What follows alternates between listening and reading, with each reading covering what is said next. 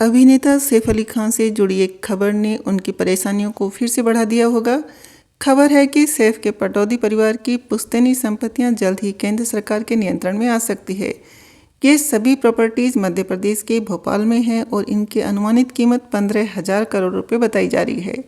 Madhya Pradesh high court ने इन पर लगे स्थगन आदेश को हटा लिया है, जिसके बाद अब शत्रु संपत्ति अधिनियम 1968 के तहत इनका प्राधिकरण केंद्र सरकार द्वारा किया जा सकता है। पटौदी खानदान की भोपाल में ये संपत्ति कैसे बनी और उनका भोपाल से क्या रिश्ता है, तो इसे जानने के लिए थोड़ा इतिहास में झांक लेते हैं। बात यह है 1947 तक भोपाल एक रियासत थी और नवाब हमीदुल्ला खान इसके अंतिम नवाब थे। वे मंसूर अली खान पटौदी के नाना थे और उनकी 3 बेटियां थीं, जिनमें से आबिदा सुल्तान 1950 में पाकिस्तान चली गई थी। उनकी दूसरी बेटी साजिदा सुल्तान भारत में ही रही और उन्होंने सैफ अली खान के दादा नवाब इफ्तिखार अली खान पटौदी से शादी की। इसके बाद 2019 में अदालत ने साजिदा सुल्तान को कानूनी उत्तराधिकारी के रूप में मान्यता दी थी और सैफ अली खान को संपत्तियों का एक हिस्सा विरासत में मिला था, लेकिन उनकी दादी की बड़ी बहन आबिदा सुल्ताना के पाकिस्तान जाने की वजह से उनकी प्रॉपर्टी शत्रु संपत्ति अधिनियम के तहत सरकार के दावे का केंद्र बन गई थी। आबिदा सुल्तान उनकी पहचान सिर्फ इतनी भर नहीं है कि वह सैफ अली खान के पूर्वजों के रिश्तेदार है, यह भी परिचय उनकी शख्सियत पर सटीक नहीं रहेगा कि वह भोपाल रियासत की राजकुमारी थी। उनके सदके तो कुछ और मोतिये हर्फ लगेंगे। आबिदा सुल्तान ने पर्दे का भी विरोध किया। जब आबिदा ने जिन्ना को किया था फ़ोन, बीबीसी की एक रिपोर्ट बड़ी दिलचस्प है, जिसका बयां कुछ इस तरह से है कि भारत की आज़ादी और तकसीम के कुछ 6 महीने बाद कायदे आजम जिन्ना को एक फ़ोन आया। फ़ोन भारत से था, इस तरफ तो जिन्ना थे, लेकिन उस तरफ थी भोपाल रियासत की उत्तराधिकारी आबिदा सुल्तान। उन्होंने फ़ोन उठने के बाद अगले ही पल ये कहा कि सिंहासन पर बैठने की बजाय पाकिस्तान आना चाहती हूँ। यह सुनकर जिन्ना बहुत खुश हुए और बोले, आखिरकार अब हमारे पास श्रीमती पंडित का मुकाबला करने के लिए कोई तो होगा। श्रीमती पंडित जवाहरलाल नेहरू की बहन थी और उस समय संयुक्त राष्ट्र में भारत का प्रतिनिधित्व कर रही थी। उनके इकलौते बेटे शहरयार मोहम्मद खान ने तब अपनी वालिदा को याद करते हुए कहा था कि जब उनकी मां पासपोर्ट लेने के लिए पाकिस्तान की दूतावास पहुंची तो उन्हें जिन्ना की मौत की खबर मिली। वो कहते हैं इस कारण काफ़ी देरी हुई और अंत में वह केवल 2 सूटकेसों के साथ पाकिस्तान चली गई। भोपाल रियासत के आखिरी नवाब हमीदुल्ला की बड़ी बेटी आबिदा सुल्तान कहने को तो एक राजकुमारी थी, लेकिन वो राजकुमारियों के उस नफासत नजाकत वाले अंदाज से कोसों दूर थी जो कपड़ों और गहनों से सजी संवरी होती है। आबिदा उस दौर में प्लेन उड़ाती थी जब महिलाओं के लिए घर से निकलना नामुमकिन था। शिकार उनका सबसे पसंदीदा शगल रहा और सियासी मसले सुलझाना उनका हुनर। उनके बेटे शहरयार खान पाकिस्तान में जाने माने डिप्लोमेट रहे हैं। कई देशों में राजदूत रहने के साथ ही वे पाकिस्तान क्रिकेट बोर्ड के चेयरमैन भी रहे हैं। शहरयार खान को पाकिस्तान में जो बड़ी इज्जत हासिल हुई है, इसमें उनका खुद का वजूद तो शामिल है ही, इसके साथ ही उनके पुरखों की कमाई शोहरत भी इसमें जुड़ी हुई है, जिसमें बड़ा किरदार उनकी मां आबिदा सुल्तान का है। दरअसल शहरयार खान का जन्म भोपाल के नवाबी परिवार में 1934 में हुआ था।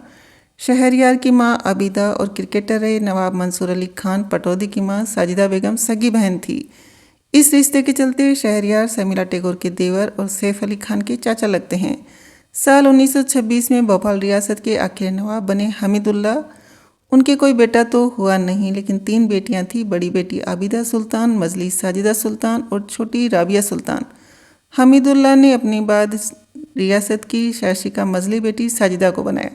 हालांकि उन्हें ये जिम्मेदारी आबिदा को ही देनी थी, लेकिन आबिदा शादी करके पाकिस्तान जा बसी थी। उन्होंने भारत आने से इनकार कर दिया था। इसके बाद छोटी बेटी राबिया भी ससुराल चली गई।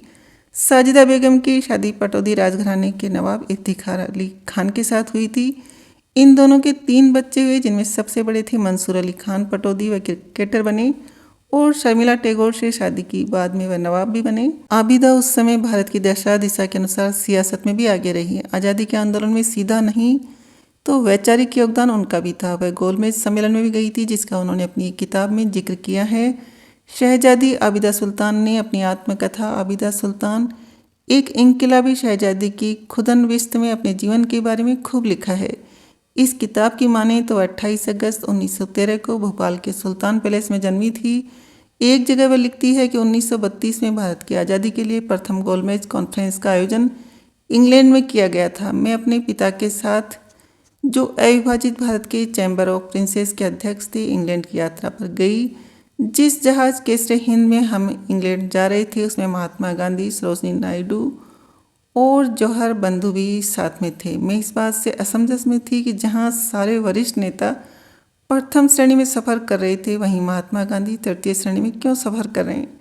इसका जवाब सरोजिनी नायडू ने दिया। सरोजिनी नायडू ने बताया, बेटा ये तीसरी श्रेणी का सफ़र ब्रिटिश सरकार को सबसे महंगा पड़ रहा है। दूसरी बात जिसने मुझे आश्चर्य में डाल रखा था वह यह थी कि इस सफ़र में महात्मा गांधी अपने साथ एक बकरी को भी इंग्लैंड ले जा रही थी। आबिदा की शादी 18 जून 1926 को कुरवाई के नवाब सरवर अली खान से हुई थी। 1949 में उन्होंने भारत छोड़ दिया और पाकिस्तान चली गई। आबिदा सुल्तान ने अपना आशियाना कराची में बनाया।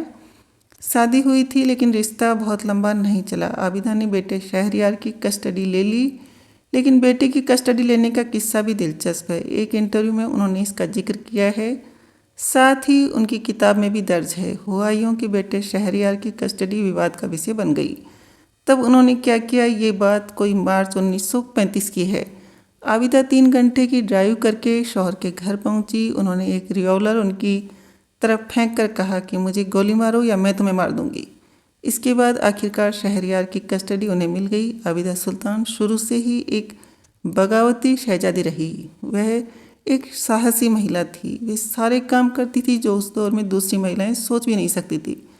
बचपन से ही शिकार की शौकीन थी। उन्होंने अपने पूरे जीवन में 73 शेरों का शिकार किया है, जिसमें ज़्यादातर शिकार 20 साल की आयु से पहले के हैं।